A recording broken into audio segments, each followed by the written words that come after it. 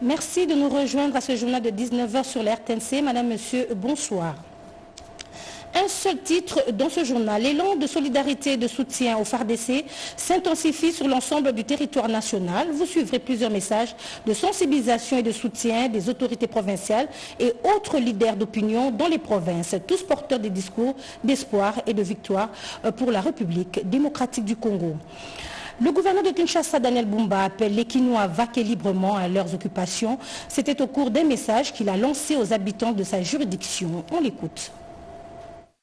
D'abord, je demande aux Quinoises et Quinoises, tout en gardant une pensée pieuse de nos frères et sœurs de l'Est en général et de Goma en particulier, de ne pas lâcher face à l'intox. De ne pas suivre tout ce qui s'écrit sur les réseaux sociaux. S'il y a une disposition contraire à ce que nous avons pris jusqu'à là, nous passerons par nous-mêmes ou par des voies officielles pour vous en informer. Donc ne vous fiez pas à ces messages-là source d'intoxication. Donc comme nous savons qu'aujourd'hui, nous observons seulement la mesure que j'avais prise précédemment de suspendre toute manifestation publique. Mais je demande à ce que demain, que tout le monde puisse vaquer librement à ses occupations. La ville sera ouverte, je demande aux écoles d'ouvrir. Les parents, accompagnez vos enfants à l'école, les hôpitaux, les commerces, les entreprises et l'administration. Toutes les dispositions ont été prises pour qu'il y ait sécurité et sérénité. Et les gouverneurs des provinces du Kwango et du Nord-Ubangi sont également derrière les FARDC. Ils ont adressé un message de soutien aux FARDC vaillants combattants Ouazalendo. Suivez. En ces moments difficiles, où notre pays, la République démocratique du Congo, particulièrement dans sa partie Est, fait face à l'agression rwandaise avec ses supplétifs du M23 AFC. Je m'en vais au nom du gouvernement provincial du Kwango, de la population congolaise tout entière et au mien propre, porter un soutien indéfectible au président de la République, chef de l'État et commandant suprême des forces armées et de la police nationale de la République démocratique du Congo, garant de la nation, pour sa détermination aux fins de finir la guerre injuste nous imposée pour le pillage de nos ressources naturelles. L'Assemblée provinciale du Nord-Ubangi, sous la houlette de son président, Achille Kouambougouda, adresse au nom de tous ses collègues députés provinciaux et au nom de toute la population du Nord-Ubangi son soutien indéfectible au chef de l'État, président de la République, commandant suprême des forces armées de la République démocratique du Congo. Rassure les FARDC que toute la population du Nord-Ubangi se mobilise derrière elle comme un seul homme pour les encourager à aller de l'avant. Se déclare solidaire à 100% avec tous ses frères et sœurs de l'Est qui souffrent injustement des affres de cette guerre nous imposée. Encourage les jeunes du Nord-Ubangi à adhérer massivement dans les rangs de nos forces armées, comme l'a souhaité le commandant suprême. Au Sud Kivu, le vice-gouverneur Jean-Jacques Elakande est arrivé le dimanche 2 février 2025 à Baraka pour encourager les jeunes de ce coin du pays à rejoindre les forces armées de la République démocratique du Congo. Le temps s'est arrêté à Baraka, l'une des nouvelles villes de la province du Sud Kivu, ce dimanche 2 février 2025, lors de l'arrivée du député national et vice-gouverneur de la province, Maître Jean-Jacques Elakane, arrivé après un périple dans les villages surplombant la route nationale numéro 5, le leader de Fizi a été accueilli chaleureusement par une foule immense composée des autorités locales, des habitants du millier, des Maïmaï et des Ouazalendo. Accompagné de cette foule en liesse, il a parcouru à pied la distance depuis le pont Mwemezi jusqu'au centre de Baraka où s'est tenu un grand meeting. nommé Diogo Ladjidji. Il a délivré un message clair. L'appui indéfectible aux forces armées de la République démocratique du Congo, la sensibilisation des jeunes à rejoindre l'armée pour défendre la patrie, l'appel aux Wazalendo et Maï Maï à combattre aux côtés des forces nationales et à chasser le M23 et ses alliés sur le sol congolais. J'ai été envoyé par son Excellence Monsieur le gouverneur de la province avec la bénédiction de la haute hiérarchie pour venir apporter un message clair à la population. Que nous devons faire la résistance. Ce territoire, le territoire de Fizi, se trouve être le bastion de Wazalendo. Toutes les guerres n'ont pas réussi à traverser ce territoire. Et donc ici, il y a des vaillants, des réserves capables d'aider la République et la province.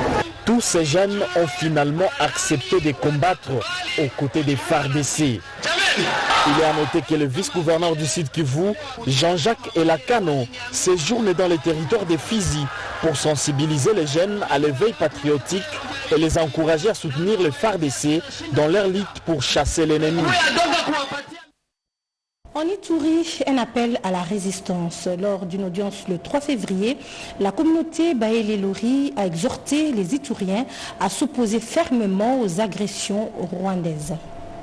En Ituri, la communauté Lori, regroupant le peuple balé, renouvelle son engagement à accompagner la République démocratique du Congo et son armée jusqu'à la victoire finale sur l'agression rwandaise. Par ailleurs, soutenir l'administration militaire à pacifier totalement la province. Ferme position prise ce lundi 3 février courant après une rencontre avec les commandants des opérations et gouverneur militaire, le lieutenant-général Luboyanka Chamadjoni. La communauté Lendu a été toujours derrière l'État et va toujours soutenir la position de l'État pour accompagner le processus déjà entamé par le gouvernement provincial. Faisant une vie d'ensemble sur les enjeux de l'air, cette communauté invite leurs pairs à se joindre à eux pour une paix durable en province. À tout le monde, on ne combat pas l'État, on ne combat pas la République. On peut être toujours derrière la République et soutenir notre FARDC. Aujourd'hui, les forces de défense et de sécurité sous le commandement du commandant suprême et président de la République, Félix Tshisekedi Tshilombo, ont besoin de l'appui de tout Congolais pour reconquérir et défendre la souveraineté de la RDC contre l'agression rwandaise du M23. Pour y arriver, l'administration militaire en Ituri est en alerte maximale. Le patrouille des combats se sont multipliés et des appels à l'unité pour sauvegarder l'intégrité du territoire national. Dans le même élan de solidarité, le recteur de l'université de Lomami, l'abbé Richard Kitenge, et sa communauté universitaire ont manifesté pour s'opposer à la balkanisation de la RDC. Ils ont exprimé leur soutien aux FARDC et aux Wazalendo engagés dans la défense de l'intégrité nationale. Images et commentaires.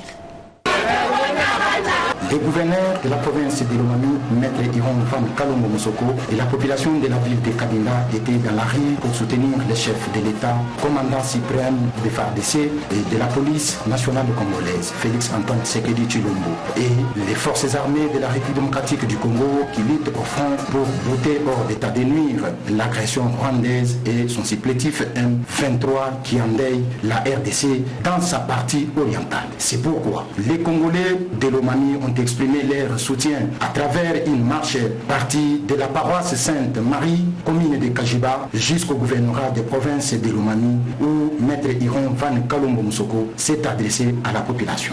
C'est pour cela que nous avons voulu aujourd'hui dire non à la balkanisation de la République démocratique du Congo, dire non à cette agression injuste, dire non à l'exploitation illicite de nos ressources naturelles.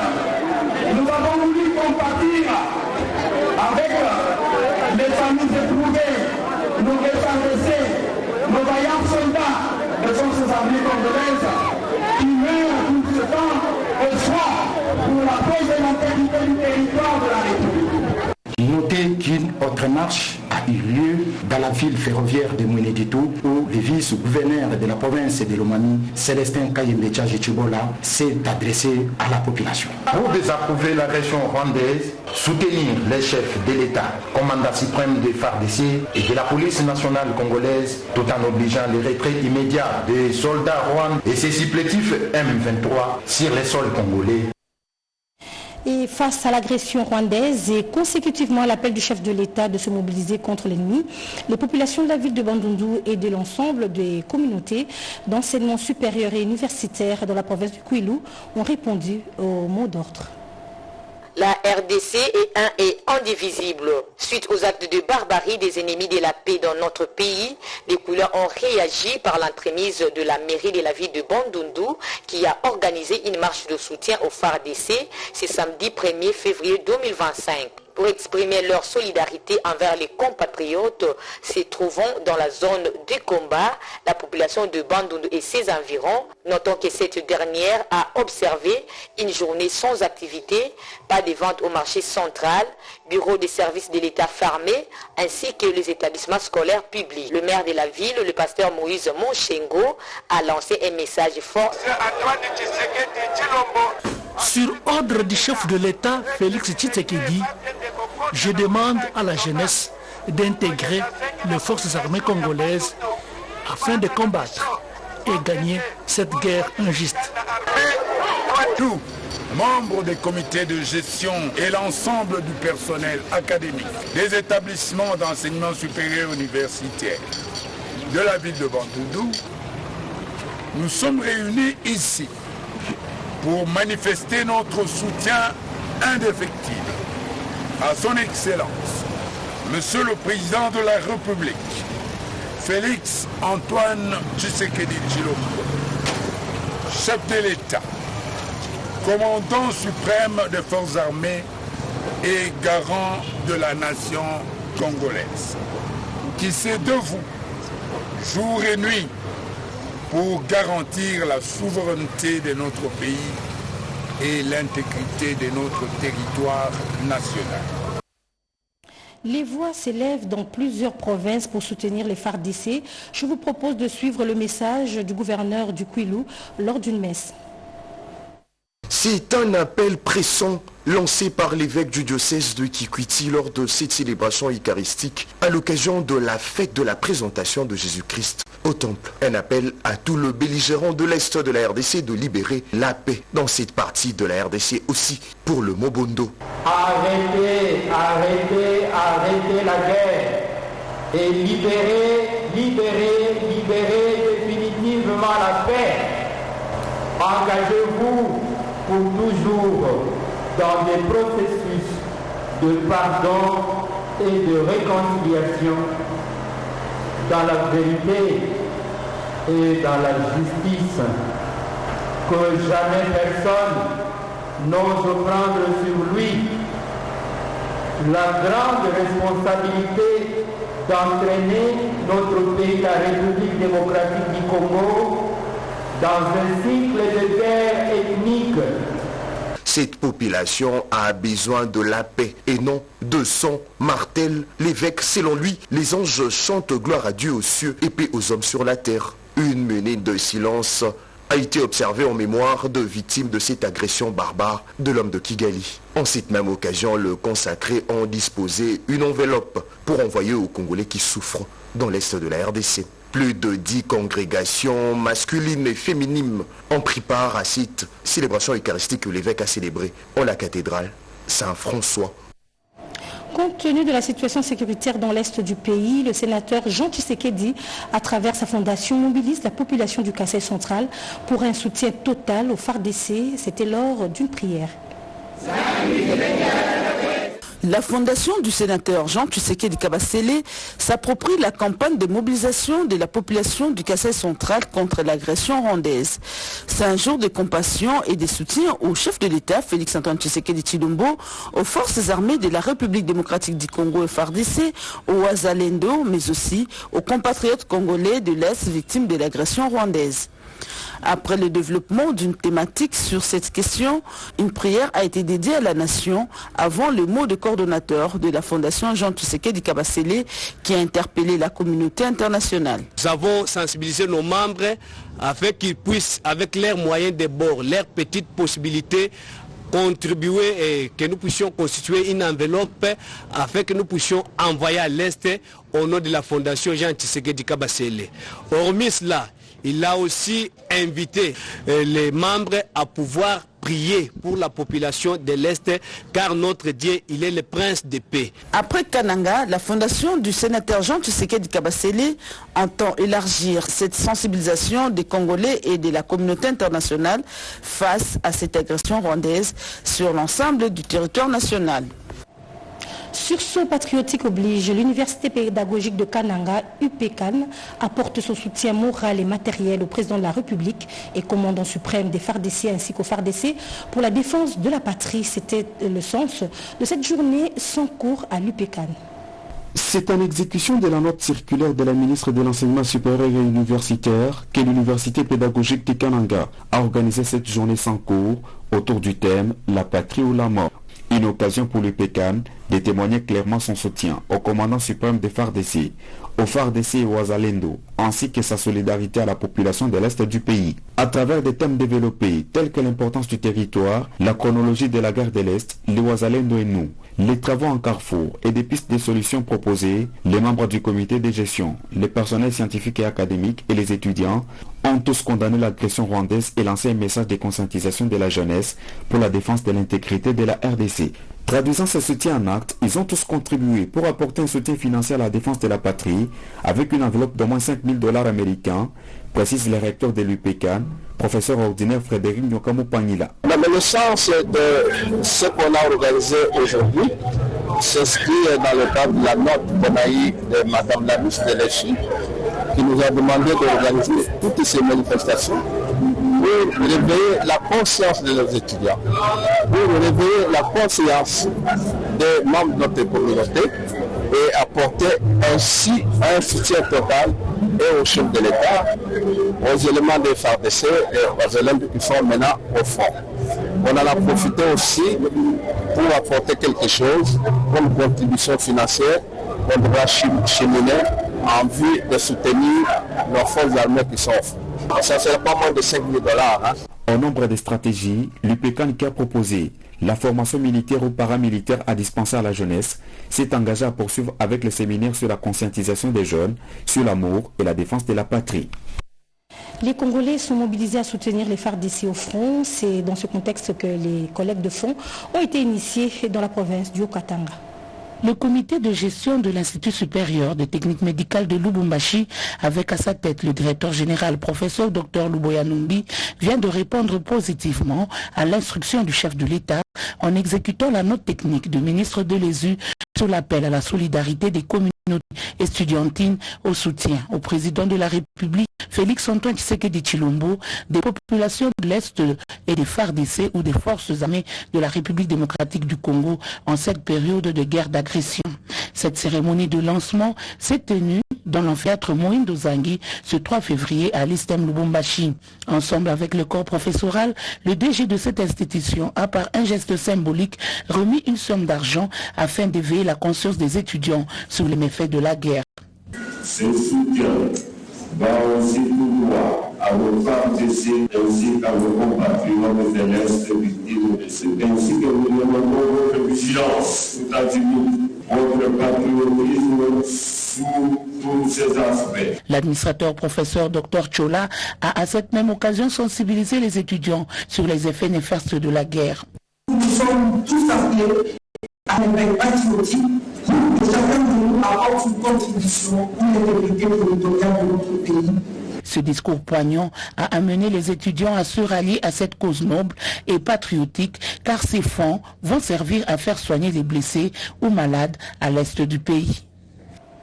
La province du Haut-Uélé ne fait pas exception. Des collectes de fonds ont été aussi initiées. D'autres détails dans ce reportage. La démocratie chrétienne pour le Congo DCC, membre de l'Union sacrée de la nation et parti cher à l'honorable André Lité ACBA, Fédération des Hautes-Tuileries et Siro, s'aligne dans l'ordre de bataille pour la mobilisation générale décrétée par le chef de l'État Félix Tshisekedi Tshilombo à la suite de l'agression de notre pays dans sa partie est par le tyran Paul Kagame du Rwanda et ses complices terroristes du M23 et AFC de Corneille Nangaa. Afin de matérialiser cet élan, les cadres et militants des DCC Hautes-Tuileries se sont réunis au siège provincial de leur parti le samedi 1er février 2025 en une matinée politique axée sur la devise de leur parti qui se résume en la foi au Dieu, soutien tous azimuts au commandant suprême, aux voyants militaires des FARDC et aux compatriotes résistants Wazalendo pour la victoire certaine contre tous ces ennemis de la RDC, explique le secrétaire fédéral John Aboulé. 15 cm de notre territoire ne restera rwandais. Notre contribution à la mobilisation comme DCC Hautes-Tuileries ne faiblira pas. Loué à ce compromis, notre soutien total au FARDC et au Wazalendo. DCC! Cette activité s'est soldée par une prière pour la nation et la présentation des animateurs des différentes structures de la DCC dans les Hautes-Tuileries. Autre chose à présent, le gouverneur Jean Bakomito Gambou a annoncé des avancées significatives dans les travaux de réhabilitation des routes reliant les territoires de Faradje, Dungu, Nyangara et Rungu. D'autres détails dans ce reportage, regardez. Le désenclavement de la province du Haut-Tuélé, cadet des soucis du gouverneur. Lors de sa mission d'itinérance, Jean Bakomito Gambou inspecte les travaux de réhabilitation de la route provinciale 426, la plus longue car relie 5 territoires sur les 6 que compte son entité et dont le financement émane du trésor public provincial. D'abord dans son tronçon Faradje Dungu. Nous allons les pousser à aller encore un peu plus vite parce que d'ici 3 mois la pluie va reprendre. Il faut rapidement commencer à recharger, à compacter, à pratiquement réhabiliter la route tout en insistant sur le fait qu'il faut veiller à la canalisation des eaux. Ensuite, dans celui allant de Dungu jusqu'à Isiro, en passant par Nyangara et Rungu à plus de 400 km. C'est un travail exceptionnel. Je voudrais vraiment jeter des fleurs à cette entreprise et à son directeur général, M. Kenda Oulu. C'est ça le patriotisme. Il a répondu à l'appel du chef de l'État. Vous avez vu vous-même comment les dégagements s'est fait, l'ensoleillement, les bouchages des bourbiers. Et maintenant, le rechargement va commencer. C'est extraordinaire, c'est l'encourageant à aller de l'avant pour qu'il arrive très rapidement à Isiro et ça va soulager toute la province et plus particulièrement les territoires de Rungu, Dungu et même le territoire de Nyangara. Les travaux sur ce deuxième tronçon s'effectuent aussi à la grande satisfaction des usagers. Félicitations au gouverneur. Semaine à Sima, Sotalinga na lekanaka na 5 accidents dans Zelao. Cette fois-ci, nous avons à l'aise. Vraiment, nous avons bakisele bokonzi ne peut pas mbouler dessous parce que et puis si biso moi fierté vraiment tout tambola beauté comme ça makamonete na suka vraiment ko zakito. Le passage du gouverneur Jean Bakomito Gambou dans ce chantier est un véritable réconfort moral pour son personnel. Des kilomètres de plus dans le cantonnage manuel des routes Kananga, Dibaya et autres extensions vers Mujimai dans le Kassai oriental, le président de l'ONG Fojeka, Génie Kandé, a procédé au renforcement des équipements de cantonnage manuel au cantonnier, nous dit Cédric Enina. Des villages complètement reliés, les travaux avancent normalement bien. D'une manière générale, ces travaux réalisés par la force de génie congolais pour l'avenir, avec les financements de la Fondation chrétienne Barnabé Mouakadi, s'inscrivent dans le cadre du programme de développement local des 145 territoires, vision du chef de l'État Félix-Antoine Tshisekedi. L'objectif est de favoriser la connectivité des territoires et créer les emplois au profit des jeunes. La route Kananga-Kabeaka-Mwanga via Dibaya, par cantonnage manuel, est une réalité. C'est ce qui explique l'inspection menée par Génie Kandé, numéro 1 de la FOGECA, pour se rendre compte de l'avancement des travaux sur place. L'objectif était également de renforcer les cantonniers en équipement, notamment bêches, râteaux, bottes en caoutchouc et autres casques. Dans ces échanges avec les cantonniers sur place, et la population, Génie Kandé a prêté l'oreille et a démontré à suffisance l'importance d'entretenir cette route, appelée à faciliter le passage des véhicules en provenance de Mbujimaï ou de Kananga, surtout avec la fin des travaux de la route Kananga-Kalamba-Mbuji. Des produits manufacturés reviendront à bon prix, d'où l'intérêt pour eux de maintenir cette route en bon état. Et le 31 janvier 2025, le gouverneur du Bazouélé, Mokeni Amissi David, a inauguré le bureau de DRC Gold Trading SA à Bouta et a célébré la première exportation officielle de 40 kg d'or. La production artisanale d'or de la province de Bazouélé a démontré une performance accrue dans 2 semaines. Elle parvient à réaliser plus de 40 kg d'or achetés. La cérémonie de la première exportation officielle d'or de la société DRC Gold Trading SA, succursale de Bouta, a été présidée par le gouverneur du Bazouélé, Mike Mouken David Amissi, le vendredi 31 janvier 2025.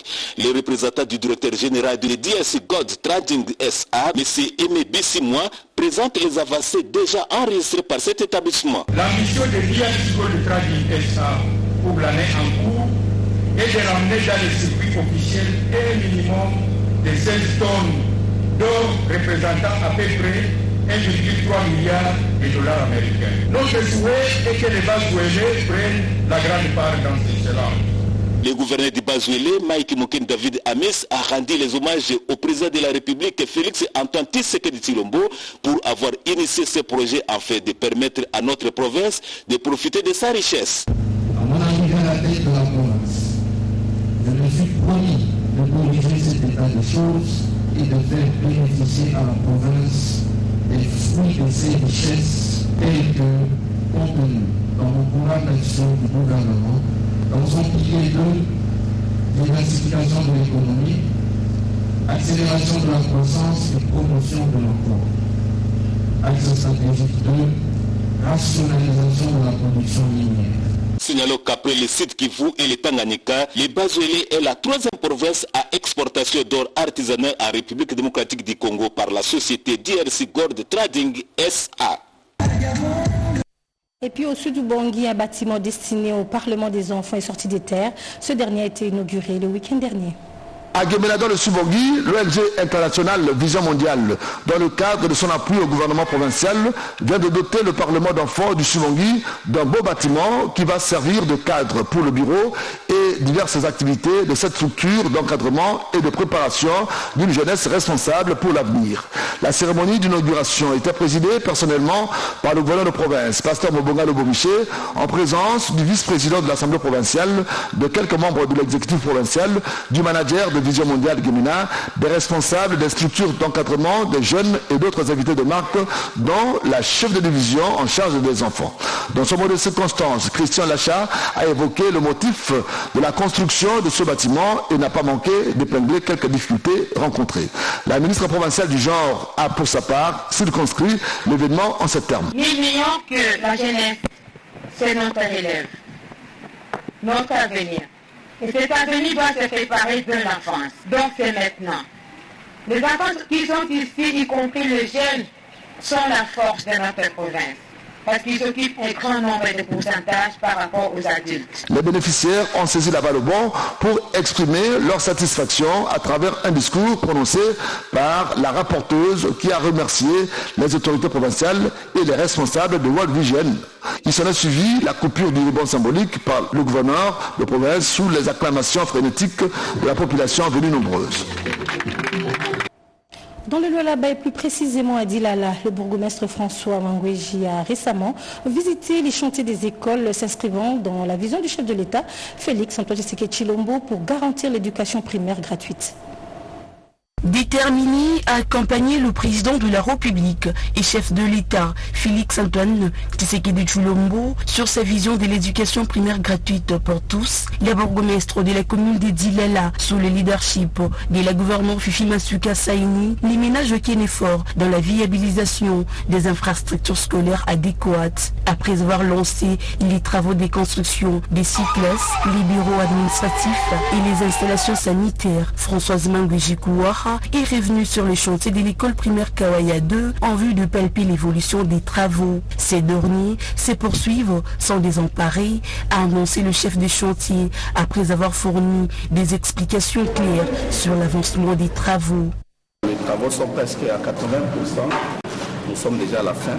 Il ne reste que la phase de finissage, et mettre de la peinture et c'est tout ce qui reste à faire. Présentement, nous sommes en train de faire la pose des carreaux dans les salles de classe. Nous avons fini et nous sommes presque à la fin de la pose des carreaux. La prochaine étape, c'est l'étape de la peinture, qu'on va essayer de mettre de la peinture et poser les vitres. Et on va livrer l'ouvrage à la commune pour que la commune puisse donner ça à l'école. Dans les prochaines semaines, les élèves de cet établissement scolaire public du réseau Kimbanguiste vont oublier les mauvaises conditions dans lesquelles ils évoluent actuellement, à savoir des classes mal aérées, non éclairées, notant que si travaux rentrent dans les bilans élogés des réalisations de la jeune bourgmestre près de 2 ans après sa prise des rênes au sein de la municipalité de Dilala. Le directeur général de la CNCS, Charles Moudia Kazadi, a pour objectif de rejoindre les prestataires dans les zones reculées. Pour cela, il a offert un véhicule tout-terrain à la direction provinciale du Kasaï oriental. La Caisse nationale de sécurité sociale CNSS Kasaï oriental a réceptionné mardi 28 janvier 2025 un engin roulant marque Toyota Land Cruiser LX Pimpa 9, dont de la direction générale de la Caisse nationale de sécurité sociale qui pilote le DG Charles Moudia. La cérémonie de remise de cet outil de travail a été présidée par Julie Mwanza Chibaya, chef de service principal, auditeur interne. C'était dans les installations de la direction provinciale de la CNSS Kasaï oriental en présence de Madame Mbolé, en remettant les clés contacts et tous les documents du véhicule à Alex Numbi Kassamba, l'envoyé du directeur général Charles Moudiaï, a dit à quoi ce véhicule est affecté.